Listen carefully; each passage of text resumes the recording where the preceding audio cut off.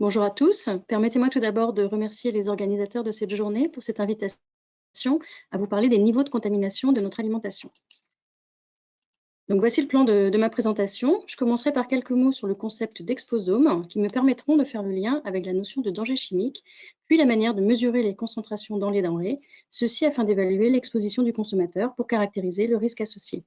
En résumé, jusqu'ici, je suivrai les grandes étapes de ce que l'on appelle l'évaluation du risque. Je terminerai par la notion plus politique de gestion du risque associé. Ceci me permettra de vous proposer un panorama complet de l'analyse du risque associé aux contaminants chimiques dans les aliments. Et il sera temps de conclure sur quelques perspectives.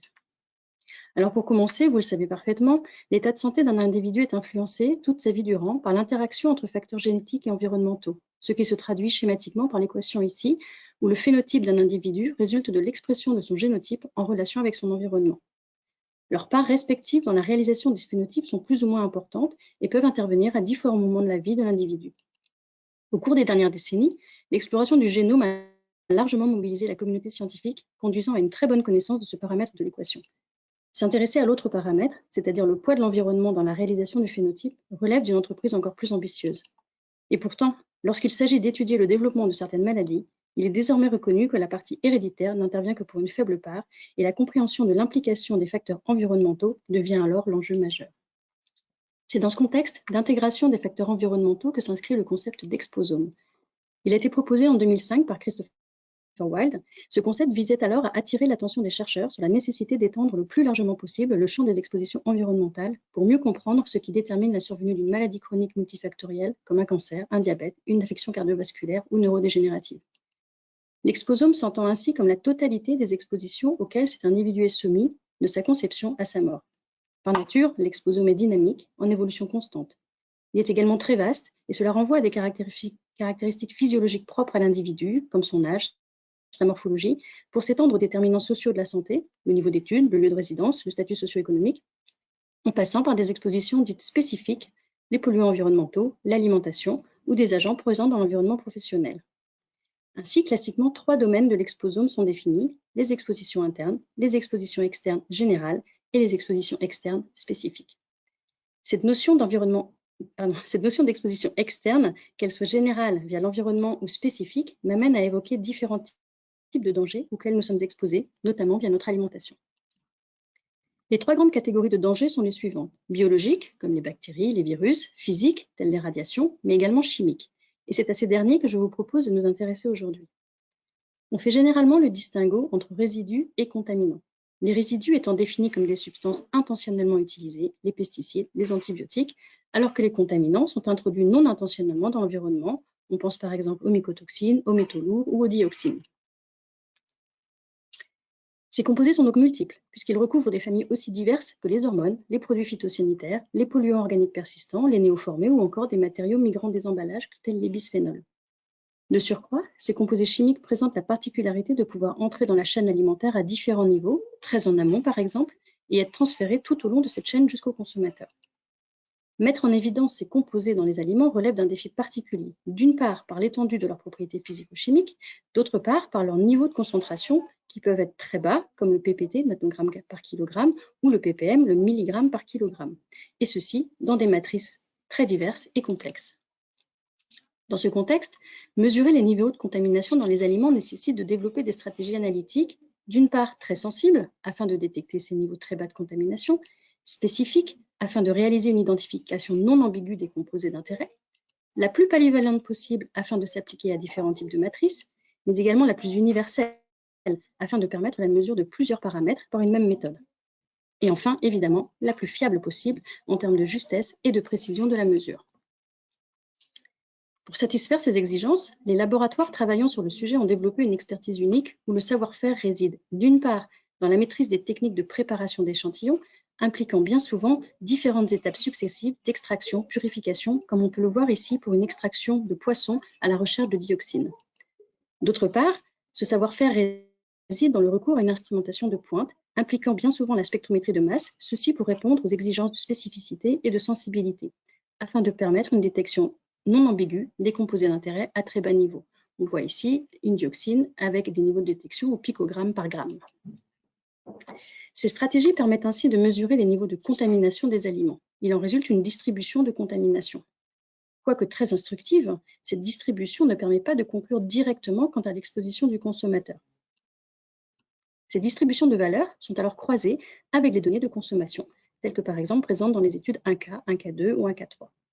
Ceci afin de calculer l'exposition du consommateur, exprimée classiquement en quantité de substances ingérées par unité de poids corporel et par jour. Alors, que faire de ces données d'exposition?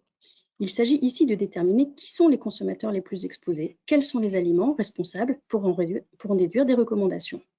On peut s'intéresser par exemple aux consommateurs moyens, mais également à la frange la plus exposée. Dans ce cas, les valeurs d'exposition au 95e ou 97e,5 percentile sont comparées aux valeurs toxicologiques de référence, ce qui peut être par exemple la DJT lorsqu'on s'intéresse à un contaminé. Si cette valeur est supérieure à la DJT, cela suggère alors qu'il y a un problème pour la santé du consommateur, ce qui permet ainsi de caractériser le risque associé. C'est typiquement cet exercice de caractérisation du risque qui est réalisé dans les études alimentation totale, Total Diet Studies en anglais, dont on voit ici une représentation des pays ayant déjà réalisé ce type d'études dans le monde. Les études d'alimentation totale reposent sur une méthodologie très standardisée et recommandée par l'Organisation mondiale de la santé, l'OMS, et plus récemment par l'autorité compétente en Europe, l'EFSA. Elles ont pour objectif de surveiller l'exposition des populations à des substances chimiques présentes dans les aliments.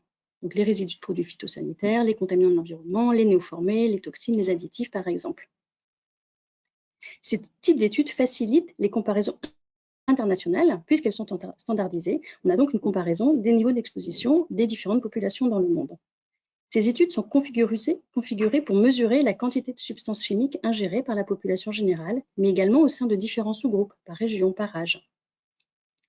Une étude de l'alimentation totale consiste, d'une part, à prélever sur différents points de vente les aliments régulièrement consommés par la population, ensuite à les préparer tels qu'ils sont consommés, c'est-à-dire les mixer en des échantillons dits composites, puis les analyser pour rechercher un certain nombre de substances toxiques et des nutriments. En France, il y a déjà eu 2 études d'alimentation totale dédiées à la caractérisation de l'exposition de la population générale. Les résultats de la dernière datent de 2011, la troisième est actuellement en cours de préparation. Des études plus spécifiques à des populations particulières peuvent également être réalisées. Par exemple, l'étude alimentation totale infantile, donc réservée aux enfants de 0 à 3 ans, a été rendue publique en 2016. Et des études ciblant encore plus spécifiquement certains consommateurs particuliers, en l'occurrence les forts consommateurs de poissons, ont également pu être réalisées par le passé. Dans le détail, il s'agit d'études vraiment très complètes. Si on prend l'exemple de l'EAT2, donc l'étude alimentation totale 2, parue en 2011, 445 substances chimiques ont été incluses et 212 types d'aliments ont été étudiés. À titre de comparaison, la première étude d'alimentation totale portait sur 30 substances chimiques uniquement. J'ai réalisé ici un extrait des conclusions de cette étude d'alimentation totale numéro 2 pour 3 grands types de contaminants. Vous voyez ici les éléments inorganiques, les polluants organiques persistants et les mycotoxines. Donc voici comment se présentent les résultats de ce type d'études avec 3 grands types de conclusions. Tout d'abord en vert, les substances pour lesquelles le risque peut être écarté.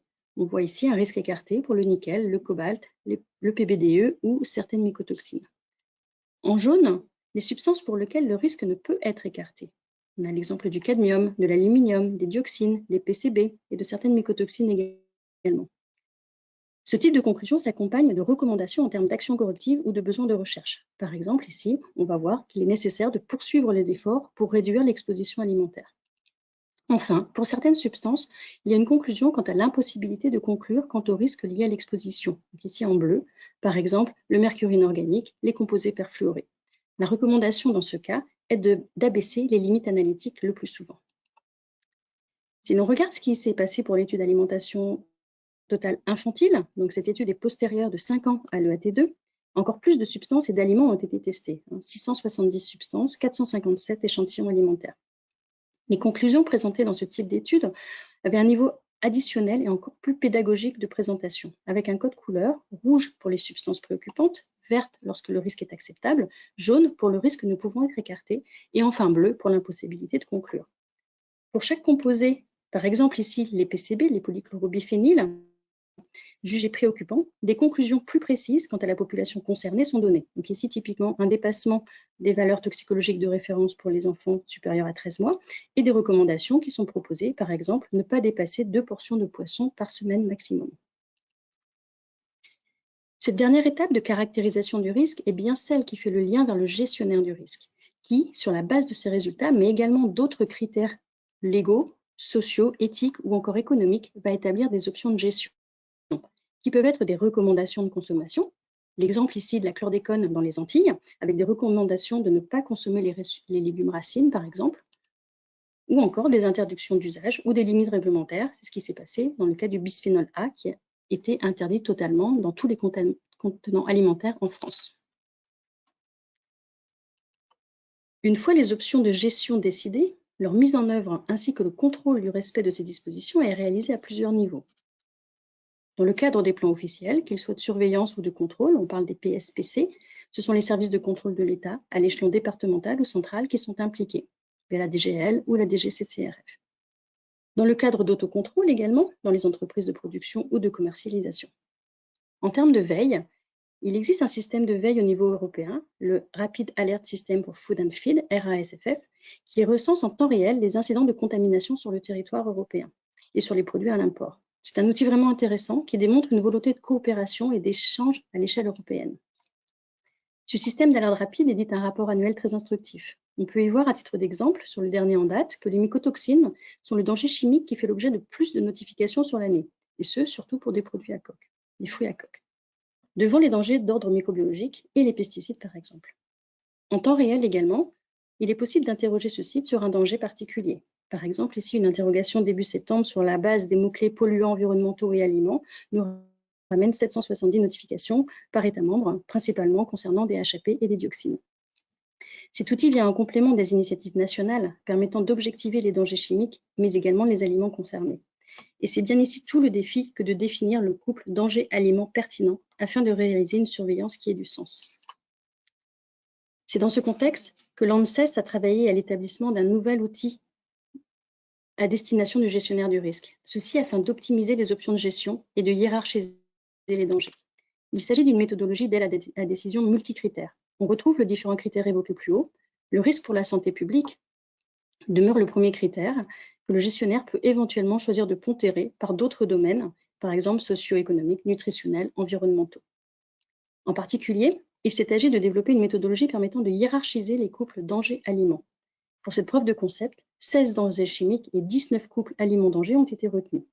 On peut voir ici sur ce tableau quelques exemples de couples emblématiques pris en exemple, tels que l'acrylamide dans la pomme de terre, les PBDE dans le poisson ou le cadmium dans la pomme de terre.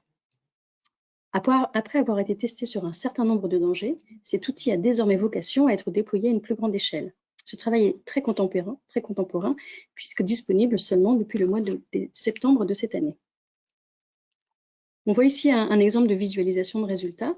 Alors, en jaune, le danger sélectionné, par exemple ici le méthylmercure, et les aliments avec lesquels ils forment un couple pertinent, ici le thon en conserve ou le thon non en conserve. Les hiérarchisations des dangers et des couples aliments-dangers sont présentées sous la forme de rangement, allant du rang le plus risqué, le rang 1, au rang le moins risqué. Lors du déploiement de la méthode sur l'ensemble des dangers et des couples, plusieurs dizaines de dangers et plusieurs centaines, voire milliers de couples seront alors hiérarchisés. Et la visualisation par rang sera alors ardue. À ce titre, il a été proposé de définir des classes de vigilance. Ces classes de vigilance correspondent à un accompagnement du décideur dans l'identification des priorités de gestion. 4 classes ont ainsi été définies. La classe 1, par exemple ici, correspond à 25% des dangers ou des couples les plus préoccupants situés en haut de la hiérarchie. Et on va retrouver, par exemple pour la population adulte, l'acrylamide dans les pommes de terre, le méthylmercure dans le thon ou les PCB dans les poissons.